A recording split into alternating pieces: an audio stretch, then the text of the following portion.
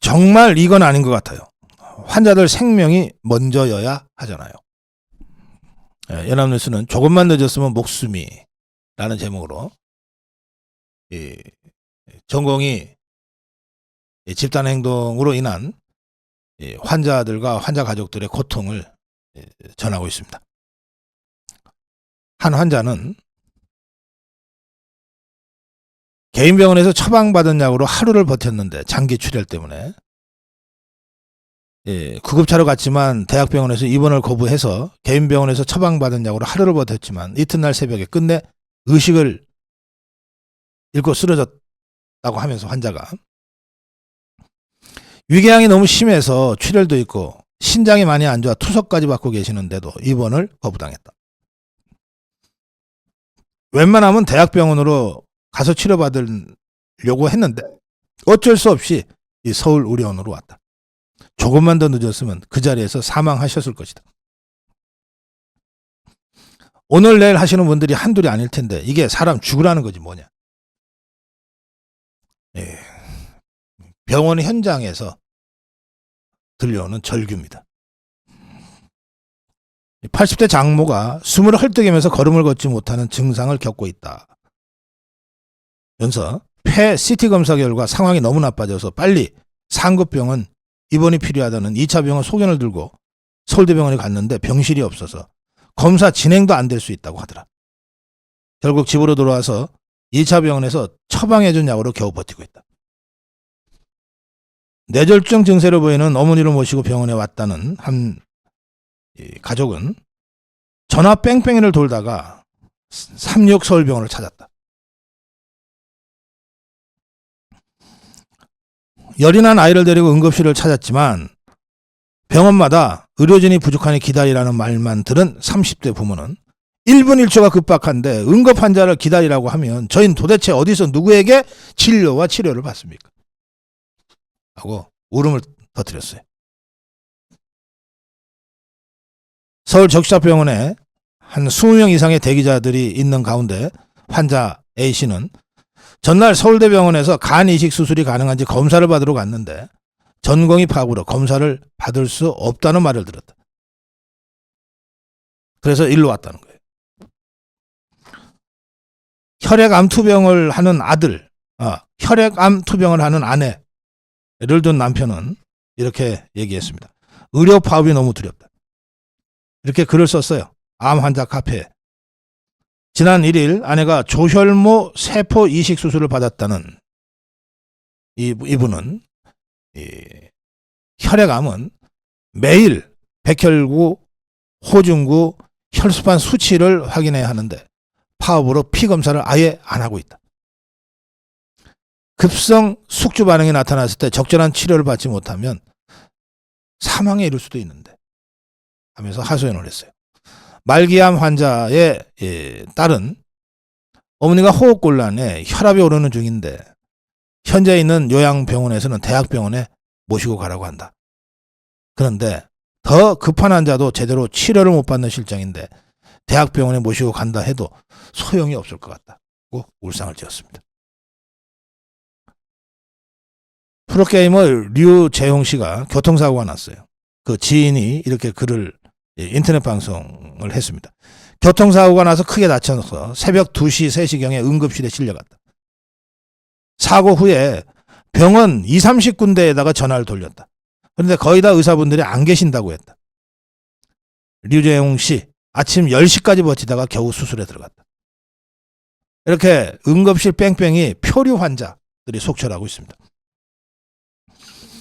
21일에 수술을 받은 40대 동생이 우측 편마비가 와 대소변도 못 보고 있는데 의료 파업으로 퇴원이 급하게 이루어졌다. 어제 하루 종일 재활병을 찾느라 너무 힘들었다. 눈물만 나온다. 어머니가 작은 병원에서 간단한 수술을 하고 흡인성 폐렴이 왔다. 대학병원은 물론이고 2차 병원까지 자리가 없어 수술했던 병원으로 다시 옮기려 한다. 친구 아들이 다쳤는데 2시간째 병원 옮겨 다니며 뺑뺑이를 돌고 있다. 지금 의료 현장은 마치 전쟁터의 야전병원과 같습니다. 제때 치료를 받지 못하고 있습니다. 응급 위급 환자들이 제때 치료를 받지 못하고 있습니다. 언제 어떤 불상사가 날지 모르는 상황입니다.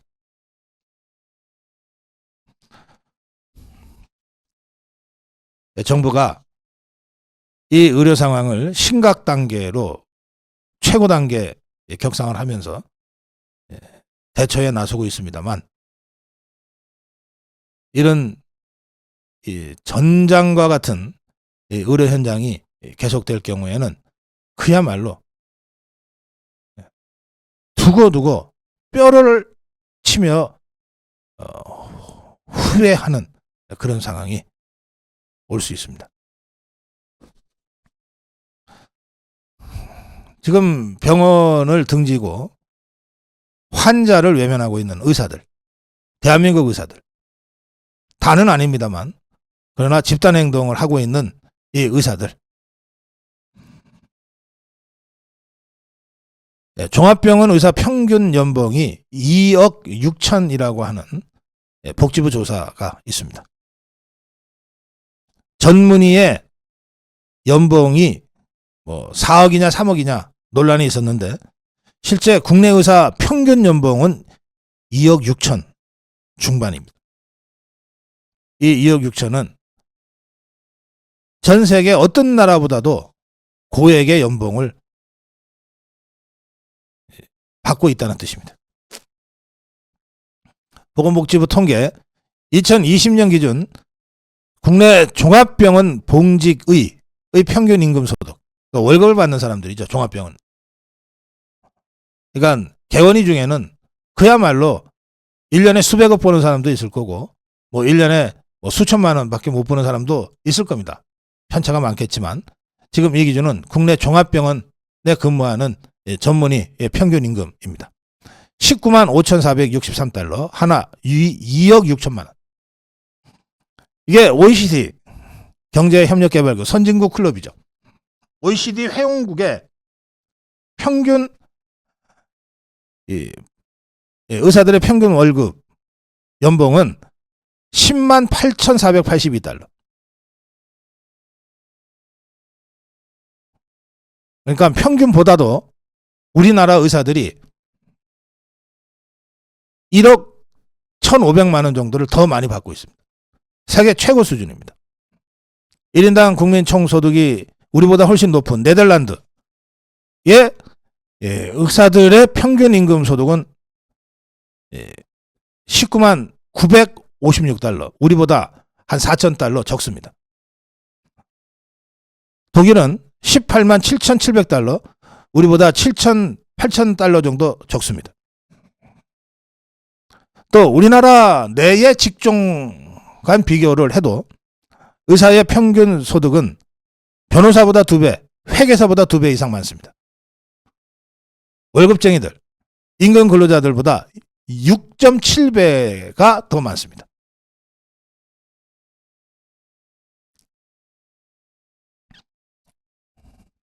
(2021년) 의사 평균 소득이 2억 6,900만 원이고, 변호사 평균 소득은 1억 1,500만 원, 회계사 평균 소득은 1억 1,800만 원. 2배가 더 많아요. 10년 사이에 의사 소득은 79% 이상 증가했습니다. 그런데 변호사 소득은 24% 감소했어요. 왜 그랬을까요? 변호사 숫자가 많아졌습니다.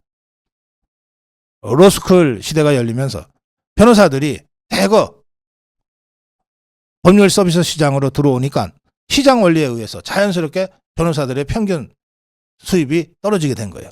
24% 감소했어요. 근데 로스쿨 도입할 때 변호사들 단체 행동하지 않았어요. 반면에 의사 소득은 그 10년 동안에 79% 이상 증가했어요. 그런데 지금 단체 행동을 하고 있는 겁니다. 서울의 경우에는 1000명당 의사 숫자가 3명이고 전라남도는 1.6명인데 당연히 서울에 의사 숫자가 많으니까 서울 지역 의사들의 평균 임금, 평균 소득은 떨어지죠. 인건비가 1,112만 원으로 떨어지는데 전라남도는 의사들이 부족하고 귀하니까 인건비가 올라갑니다. 1,683만 원. 이러다 보니까 정말 엽기적인 일까지 발생하게 됐어요. 지난해에 속초의료원에 응급실 의사를 구하면서 연봉 4억을 제시했어요. 4억을 제시해서 간신히 의사를 구했다고 합니다. 또 단양, 충청북도 단양 3억 연봉과 아파트를 제공한다고 했는데도 의사들이 나타나질 않았어요. 할 수 없이 연봉을 4억 2천만 원으로 인상해서 구했다고 합니다.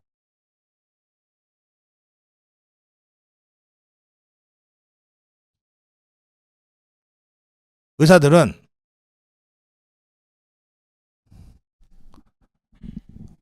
힘든 일에 돈은 얼마 못 버는 것처럼 자꾸 얘기하고 있는데, 이게 돈을 얼마 못 버는 거라면 이거 대한민국 국민 누가 이걸 납득하겠습니까? 자, 이런 의사들이 이번 의료 사태, 단체행동 의료 사태를 하면서 쏟아내는 말들이 참으로 낯뜨거운 천박한 저질스러운 막말들입니다. 이 사람들 다 대학 나오고, 그것도 인류대학 나오고 전공의 과정 거치면 10년 이상 공부를 해야 되는 사람들인데, 대표적인 지식인이고 지성인이기를 우리 국민들이 기대하고 있는 사람들인데, 이 사람들이 쏟아낸 막말들을 한번 보십시오.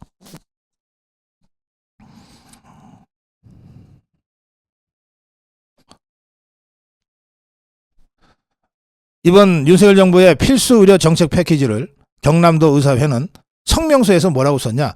의료를 하향 평준화시키는 쓰레기라고 했어요. 정부 정책을 쓰레기라고 규정을 했어요. 참으로 무식하고 용감하기까지 하다. 이게 의사회의 공식 입장문에 나오는 표현들입니다. 노한규 전 의협회장은 이 정부는 양아치 정부다 이랬어요. 보수 정권이라 생각했는데 망하기를 바라는 마음이 들기는 처음이다 이랬어요. 임현택 대한소아청소년과 의사회장은 조규형이 누구냐면 복지부 장관이에요. 조규형 말을 믿느니 김일성 말을 믿겠습니다 이랬어요.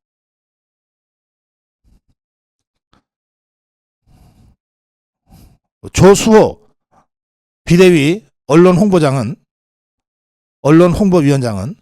의료를 멈춰 세상을 바꾸자. 이거 종북주사파들이 맨날 하는 말인데, 의료를 멈춰 세상을 바꾸자.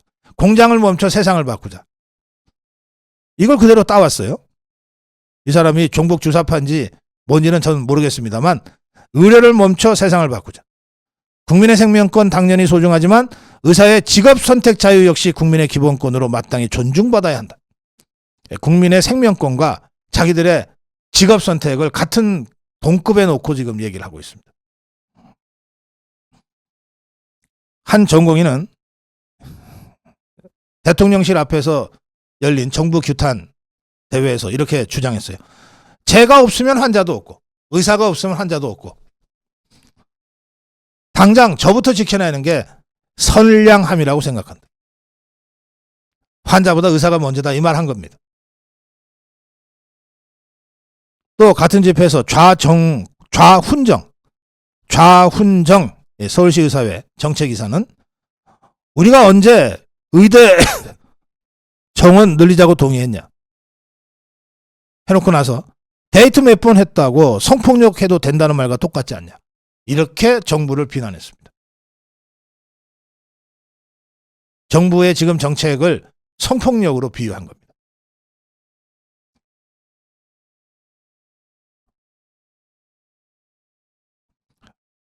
이 주수호 홍보위원장은 지방에 부족한 건 의사가 아니라 민도다. 이동욱 경기도 의사회장은 지역의사제에서 성적 낮은 학생 뽑아서 의무 근무시키면 근로 의욕도 떨어질 것이고 환자들이 그 의사한테 진료받고 싶겠냐.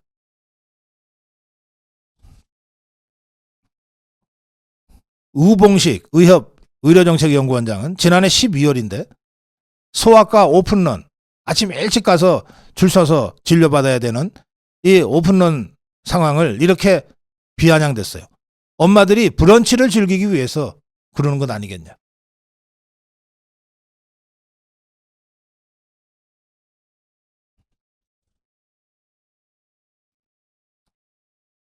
직장인 커뮤니티 블라인드에 나 의사입니다라고 인증한 한 네티즌은 아니 근데 치료 못 받아서 죽으면 살인이냐?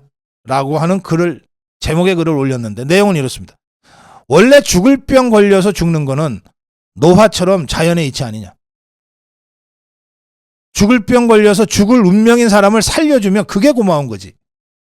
죽을 운명인 사람 안 살려주면 그걸 살인이라고 몰아갈 수 있냐. 세계 대부분의 나라에서는 돈도 없고 백도 없으면 의사 진료 제대로 못 받고 자연의 이치대로 죽어가지 않냐. 이렇게 글을 썼어요.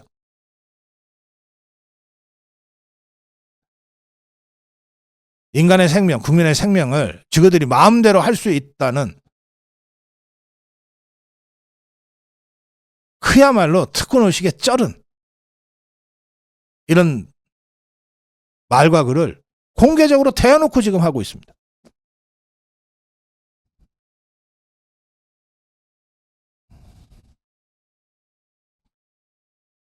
이런 사람들한테 우리가 나와 우리 가족의 생명을 맡겨왔고 앞으로도 맡겨야 된다고 생각하니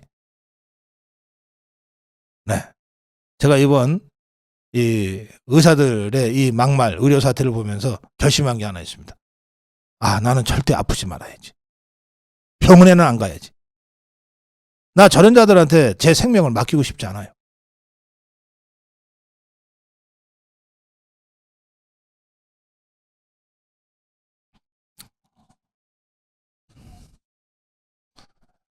서울대병원 공공진료센터 권용진 교수가 지금 단체 행동에 돌입한 후배 또 제자 뻘인 이 전공의들한테 정말 간곡하게 간절하게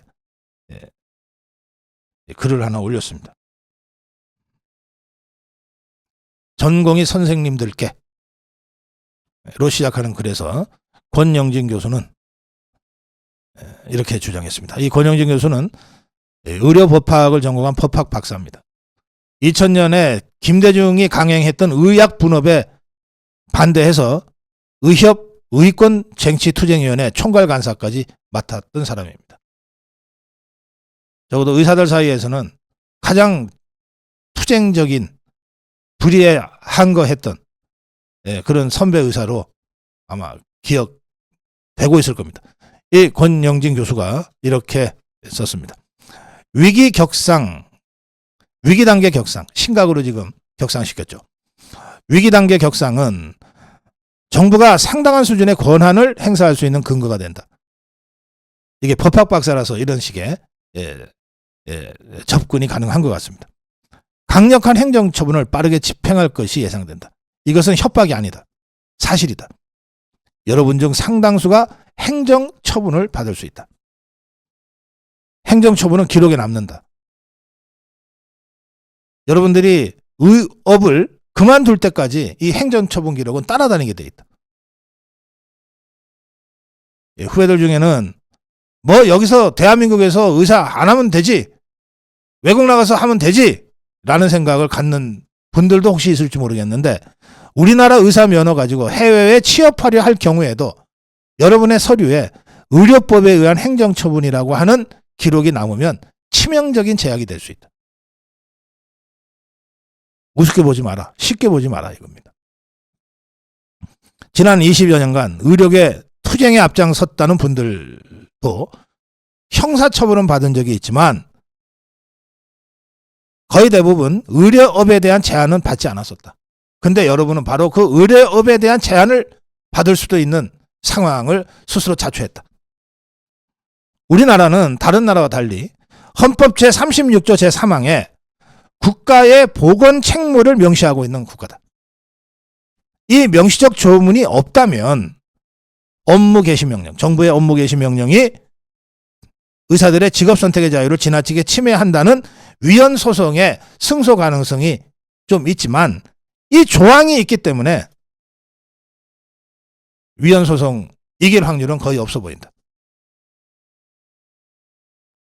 정상적인 절차를 밟지 않고 사직서 제출 후에 바로 병원에서 나갔다는 점이 아마도 중요한 대목이 될 것이다. 단순한 사직으로 해석되는 것이 아니라 특정 목적을 위한 행동으로 해석될 가능성이 높지 않냐. 그렇게 되면 의료법상 행정처분을 받을 가능성이 높다는 점을 깊이 인식해야 한다.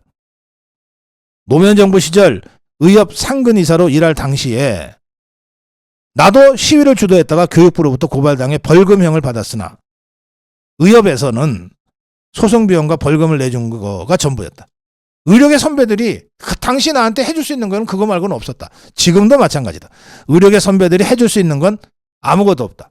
그러므로 지금 단체 행동하는 전 공의 여러분 스스로 자신의 행동에 책임질 수밖에 없다는 점을 인식하고 신중하게 생각하고 행동해라. 또 의업, 의사직을 계속 할 거라고 생각한다면 직업윤리도 한 번쯤 생각해달라. 의사로서 전문성에 대한 법적, 사회적 처우는 면허를 받은 개인의 행동을 무제한적으로 인정할 수 있는 것은 아니다. 여러분이 사직서를 제출하자마자 병원을 떠난 것은 의협의 의사윤리 지침에도 있는 숭고한 사명의 수행을 삶의 본분으로 삼고 있는 행동으로 보기가 어렵다. 여러분이 환자 곁을 떠나는 것을 부추기거나 누군가가 고무했다면 그분들은 여러분을 앞세워 대리 싸움을 시키고 있는 비겁한 사람들일 수도 있다. 의업을 포기하는 것은 여러분의 선택이겠지만 계속 의업에 종사하고 싶다면 최소한 의사로서의 직업윤리, 전공의로서 스승에 대한 예의, 근로자로서의 의무 등을 고려해야 하고 그런 점을 고려할 때 여러분들의 행동은 성급했다. 성급한 행동으로 여러분 개인에게 큰 피해가 돌아갈 수 있다는 점이 걱정스럽다.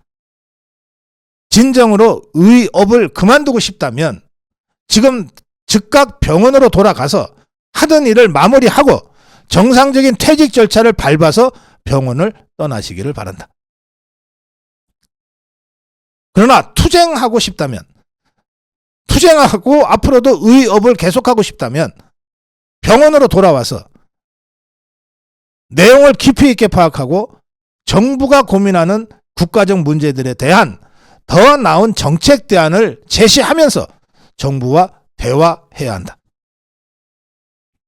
지금 정부의 조치가 급박한 것으로 보인다. 어떤 결정을 하더라도 여러분들의 몫이지만 여러분의 피해가 우려되는 마지막 의사결정 시간이 다가오고 있어서 이렇게 여러분께 호소하는 것이다. 네, 권영진 교수의 글이었습니다. 지금 정부는 보건의료 위기 단계 심각 최고 단계로 상향을 하고 경찰은 전공의 사직 관련 수사에 착수한 상태입니다. 의협은 이런 상황에 대해서 정부가 중대본을 설치한 것은 코미디다라고 하는 논평을 또 생각 없이 냈는데 국민의 생명에 위협이 가해지고 있는 이 상황을 코미디 같다고 얘기할 수 있는 것인가? 저는 그동안 최대한 의협과 의사들의 입장을 전하기 위해서 노력해 왔습니다. 제가 의사들의 의견을 경청해 왔고 또 그것을 다수 국민들이 의사를 기득권자로 비판하는 중에도 의사와 의협의 입장을 전하고 정부와 의료계 간의 대화를 통한 해결을 촉구해 왔습니다. 그건 제 방송을 한 번이라도 본 의사나 의협 관계자들이면 다 인정하실 겁니다. 그런데 이건 아니다라고 저도 생각하게 됐습니다. 지금의 사태는 어떤 말로도 변명할 수 없는 의사들의 이기적인 집단 행동입니다. 즉각 중단되어야 합니다. 중단하고 대화를 시작해야 됩니다. 대화부터 하자. 이미 그럴 수 있는 단계를 넘었어요. 제가 이 의료 사태 처음부터 쭉 지켜보면서 좀 더 근원적이고 근본적인 의료개혁의 문제에 대한 고민이 필요하다는 생각을 여러 번 하게 됐습니다. 제가 지금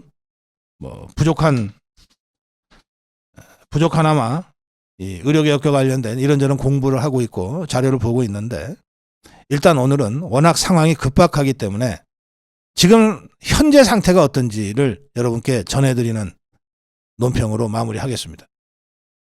준비되는 대로 다음 주부터 지금의 이 의료계 현황을 근본적이고 근원적으로 혁신하고 개혁할 수 있는 이런 제 나름의 대안을 제시하면서 이 문제를 앞으로 다뤄 가고자 합니다.